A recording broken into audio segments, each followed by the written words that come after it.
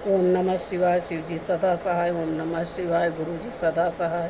जय गुरु जी, शुक्राना गुरु जी, अनंतम अनंतम शुक्राना गुरु जी। हर हर महादेव, हर हर महादेव।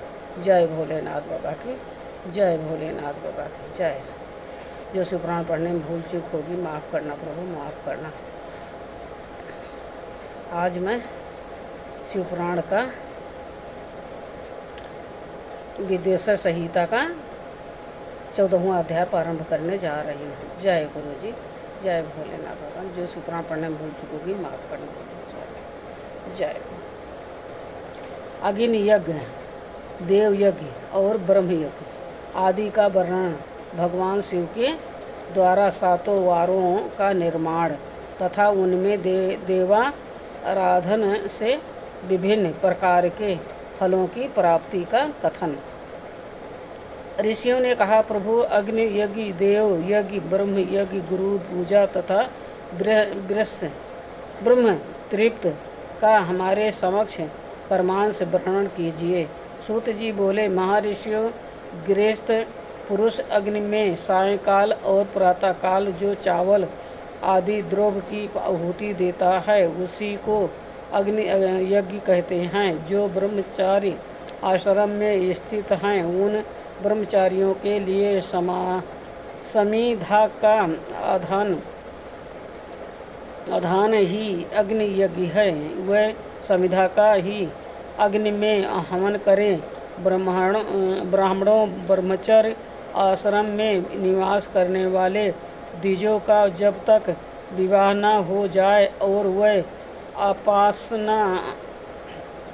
अपासनाग्नि की प्रतिष्ठा न कर लें तब तक उनके लिए अग्नि में समिधा की आहुति, व्रत आदि का पालन तथा विशेष यजन आदि ही कर्तव्य है। यही उनके लिए अग्नि यज्ञ है। द्विजों जिन्होंने ब्रह्मा अग्नि को विसर्जित करके अपने आत्मा में ही अग्नि का आरोप कर लिया है, ऐसी वान परिस्थितियों और सन्यासियों के लिए यही हवन या अग्नि यज्ञ है कि वह विहित समय पर हित कर परिमित और पवित्र अन्न का भोजन कर लें। ब्राह्मणों सायंकाल अग्नि के लिए ही दी हुई आहुति संपत्ति प्रदान करने वाली होती है, ऐसा जानना चाहिए। और प्रातः काल सूर्य देव को दी हुई आहुति आयु की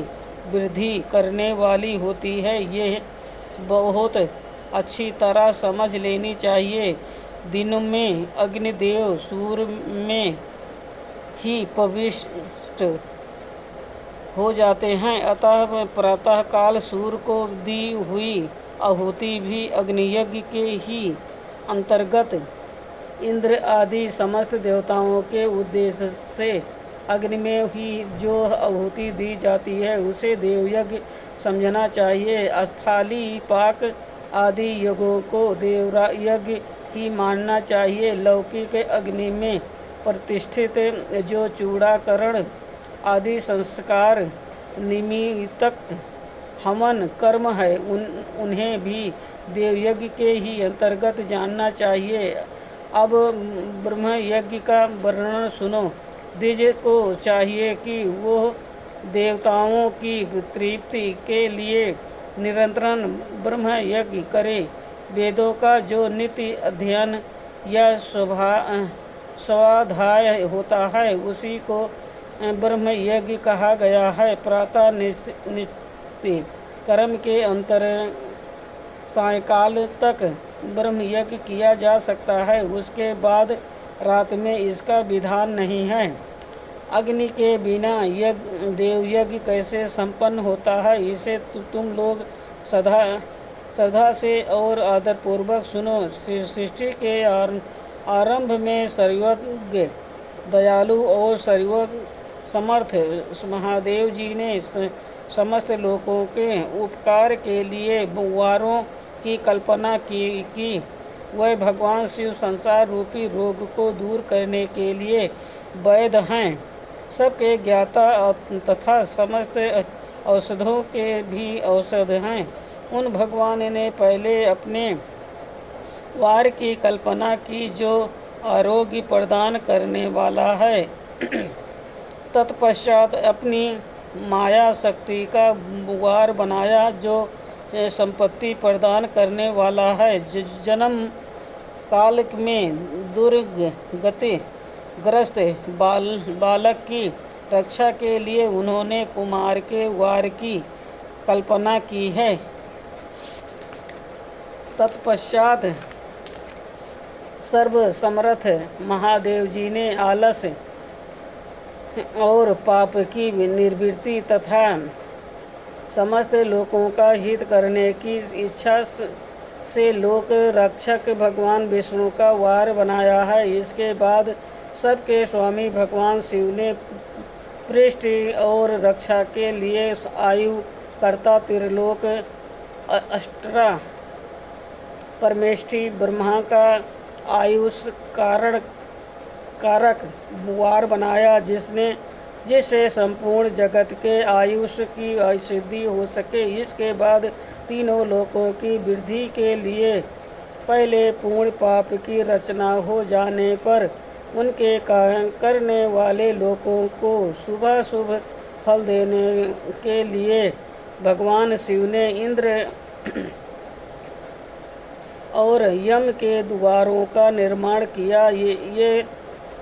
ये दोनों वार कर्मांश भोग देने वाले तथा लोगों के मृत्यु भय को दूर करने वाले हैं। इसके बाद सूर्य आदि 7 ग्रहों को जो अपने ही स्वरूप भूत तथा प्राणियों के लिए सुख दुख के सूचक हैं, भगवान शिव ने उपयुक्त 7 वारों का स्वामी निश्चित किया।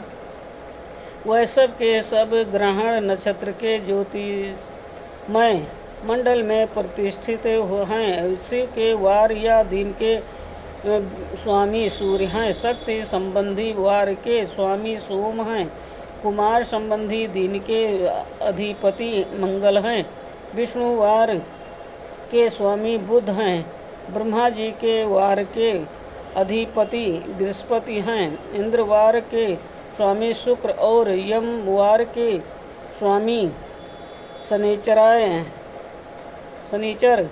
हैं। अपनी वार में की हुई उन देवताओं की पूजा उनके अपने फल को देने वाली होती हैं। सूर्य आरोग्य के और चंद्रमा संपत्ति के दाता हैं। मंगल व्याधियों का निवारण करते हैं। बुध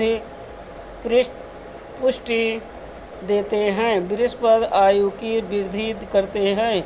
शुक्र भोग देते हैं और शनिचर मृत्यु का निवारण करते हैं। ये 7 वारों के कर्मांश फल बताए गए हैं जो उन देवताओं की प्रीति से प्राप्त होते हैं। अन्य देवताओं की भी पूजा का फल देने वाले भगवान शिव ही हैं। देवताओं की प्रसन्नता के लिए पूजा की 5 प्रकार की होती की ही पद्धति बनाई गई है। उन देवताओं के मंत्रों का जप ये पहला प्रकार है।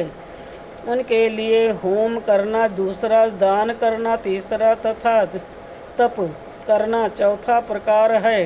किसी वेदी पर प्रतिमा में, अग्नि में अथवा ब्राह्मण के शरीर में आराध्य देवता की भावना करके 16 उपचारों से उनकी पूजा या आराधना करना 5वां प्रकार है। इसमें पूजा के उपरांत आधार श्रेष्ठ है। पूर्व के अभाव में उत्तरोत्तर आधार का अवलंबन करना चाहिए। दोनों नेत्रों तथा मस्तक के रोग में और कुष्ठ रोग की शांति के लिए भगवान सूर्य की पूजा करके ब्राह्मणों को भोजन कराएं। तदंतर 1 दिन, 1 मास, 1 वर्ष अथवा 3 वर्ष तक लगातार ऐसा साधन करना चाहिए। इससे यदि प्रबल प्रारब्ध का निर्माण हो जाए तो रोग योम जरा आदि रोगों का नाश हो जाता है। इष्ट देव के नाम मंत्रों का जप आदि साधन वार आदि के अनुसार फल देते हैं। रविवार को सूर्यदेव के लिए, अन्य देवताओं के लिए तथा ब्राह्मणों के लिए विशिष्ट वस्तु अब अर्पित करें। ये साधन विशिष्ट फल देने वाला होता है तथा इसके द्वारा विशेष रूप से पापों की शक्ति होती है। सोमवार को विद्वान पुरुष संपत्ति की प्राप्ति के लिए लक्ष्मी आदि की पूजा करें तथा सपत्नीक ब्राह्मणों को घृत पक्को अन्न का भोजन कराएं। मंगलवार को रोगों की शक्ति के लिए काली आदि की पूजा करें तथा उड़द, मूंग एवं अरहर की दाल आदि से युक्त अन्य ब्राह्मणों को भोजन कराएं। बुधवार को विद्वान पुरुष दधि युक्त अन्न से भगवान विष्णु का पूजन करें। ऐसा करने से सदा पुत्र, मित्र और कलत्र आदि की पुष्टि होती है। जो दीर्घायु होने की इच्छा रखता हो वो गुरुवार को देवताओं की पुष्टि के लिए वस्त्र, यज्ञोपवीत तथा घृत मिश्रित खीर से यजन पूजन करें। भोगों की प्राप्ति के लिए शुक्रवार को एकाग्रचित होकर देवताओं का पूजन करें और ब्राह्मणों की तृप्ति के लिए षड्रस युक्त अन्न दें। इसी प्रकार स्त्रियों की प्रसन्नता के लिए सुंदर वस्त्र आदि का विधान करें। शनिचर अपमृत्यु का निवारण करने वाला है। उस दिन बुद्धिमान पुरुष रुद्र आदि की पूजा करें। तिल के होम से, दान से देवताओं को संतुष्ट करके ब्राह्मणों को तिल मिश्रित अन्न भोजन कराएं। जो इस तरह देवताओं की पूजा करेगा वो आरोग्य आदि फल का भागी होगा।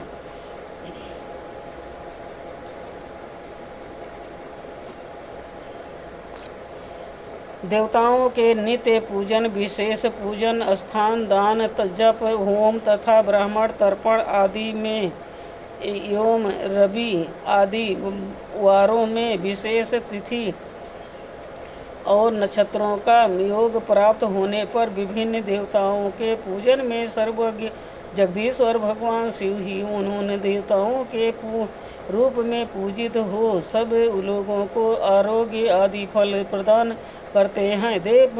देश काल पात्र द्रव्य श्रद्धा एवं लोक के अनुसार उनके तारतम्य कर्म का ध्यान रखते हुए महादेव जी आराधना करने वाले लोगों को आरोग्य आदि फल देते हैं।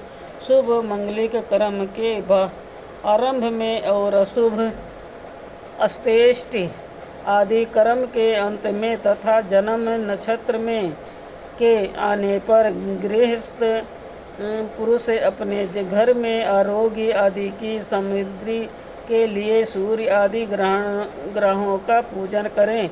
इससे सिद्धि है। देवताओं का यजन संपूर्ण अभिष्ट वस्तुओं को देने वाला है। ब्राह्मणों को का देव यजन कर्म वैदिक मंत्र के साथ होना चाहिए। यहाँ ब्राह्मण शब्द क्षत्रिय और वैश्य भी उपलक्षण